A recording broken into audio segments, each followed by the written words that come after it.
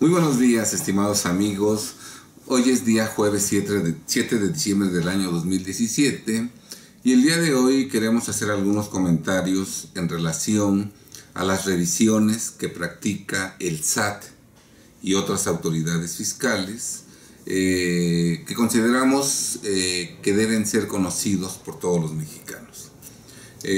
Previo a todo, quiero comentarles a ustedes que el SAT informa en su página de internet que durante el periodo comprendido de enero del año 2011 y hasta marzo del 2016 obtuvo una recaudación derivada de la práctica de revisiones fiscales en cifra de 1.572.659.300.000 pesos. Una verdadera fortuna que ha sido recaudada por el fisco entre enero del 2011 y marzo del 2017.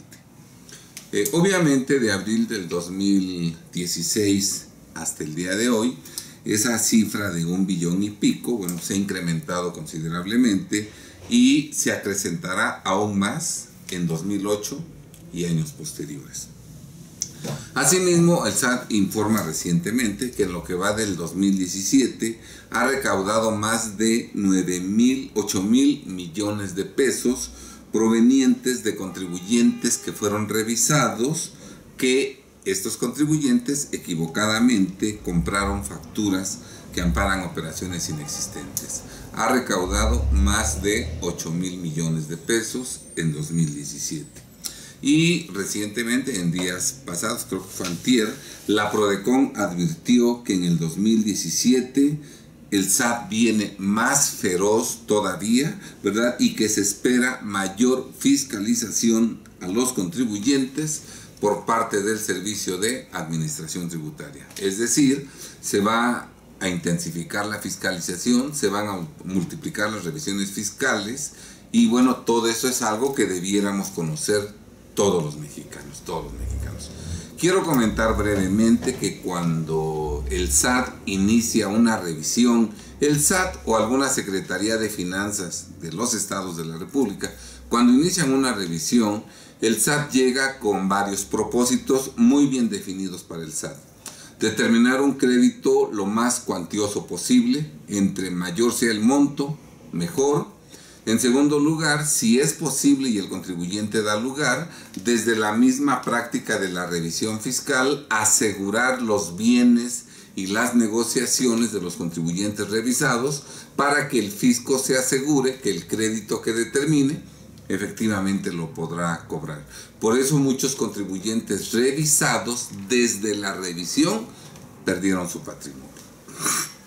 También el SAT, cuando ve en la revisión que hay diferencias muy elevadas de impuestos, que hay omisiones considerables y vislumbra que el contribuyente no tiene liquidez, no tiene solvencia para pagar ese adeudo millonario, pues el SAT, como una manera de presionar al contribuyente para que éste pague, a ver cómo le hace para que pague, hace que el asunto sea penal y entonces ejerce acción penal en contra del contribuyente revisado por la probable comisión del delito de defraudación fiscal o de algún delito equiparable a defraudación fiscal en casos extremos, cuando ve que no puede cobrar porque el contribuyente es insolvente.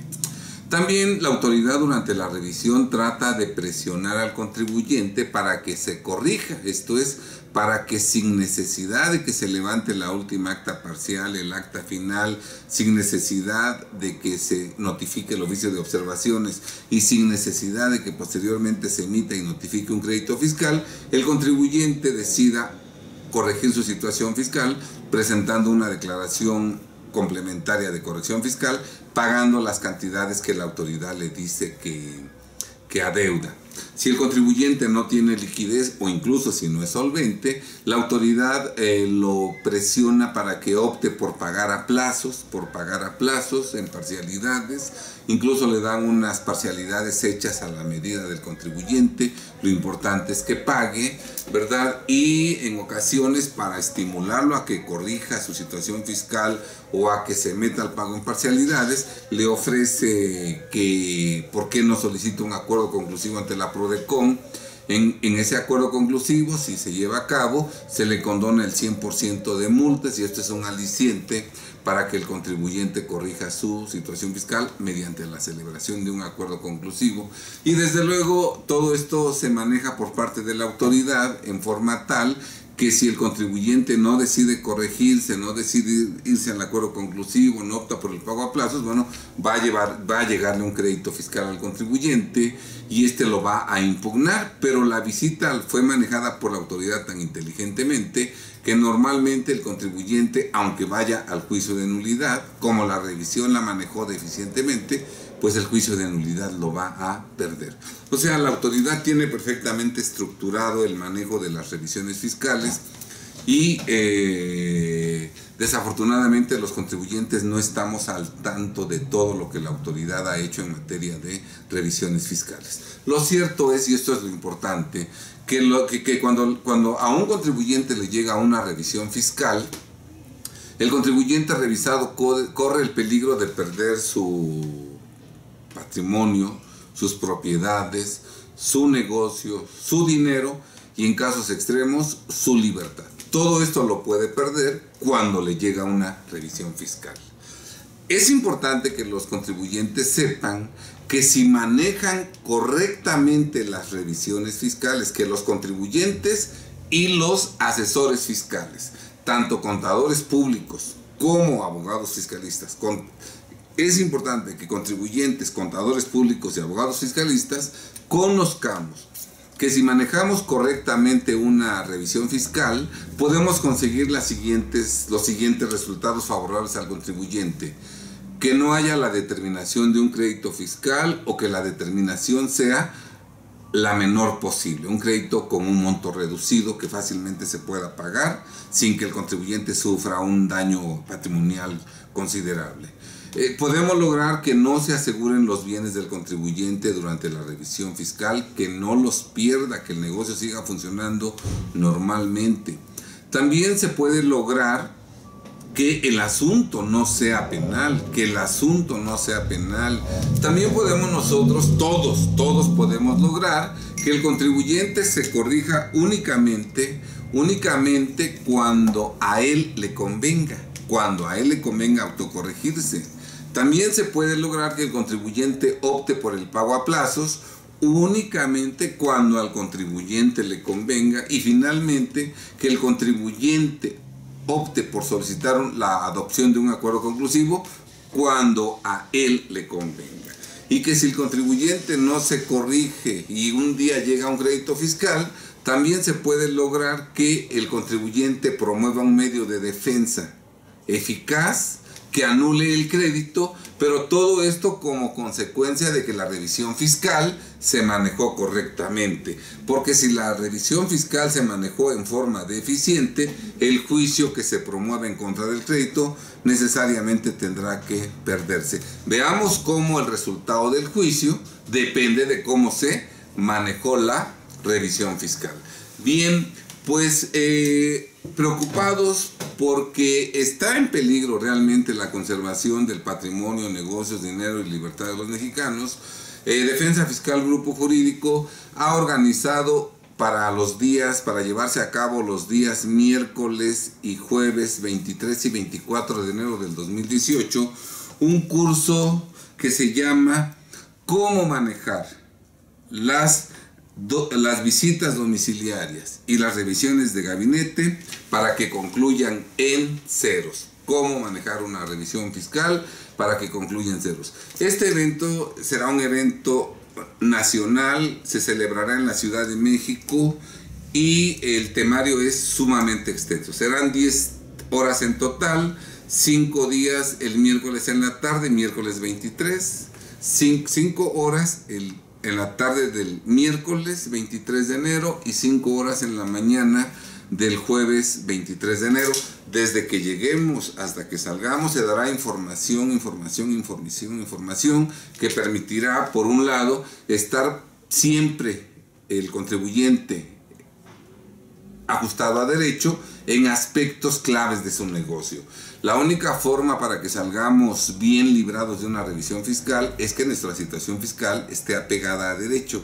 Si yo estoy en una situación totalmente irregular, no he enterado lo retenido, he declarado falsamente en ceros, no he presentado la declaración del 2011, bueno, la revisión que llegue va a estar con resultados catastróficos en mi contra. Entonces, nosotros en este curso lo primero que vamos a decir es qué aspectos debe cuidar el contribuyente para que si le llega una revisión fiscal no salga lastimado en forma considerable. ¿Qué aspectos? ¿Cómo estar preparado por si te llega una revisión fiscal?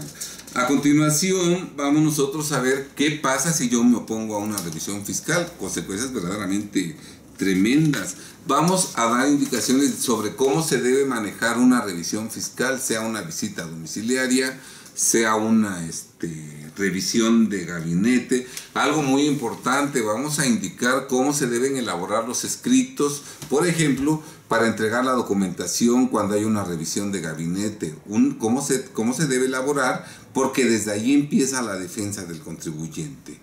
Cómo dar información y documentación adicional que se nos pide en una revisión de gabinete o en una visita domiciliaria, porque muchas veces nada más hacemos un escrito de una hoja y anexamos 3000 hojas que ni siquiera numeramos, y obviamente eso no está bien hecho. Por eso la autoridad en su momento nos finca créditos millonarios. Vamos a decir cómo se debe dar la información y la documentación que se solicita en el transcurso de una revisión fiscal.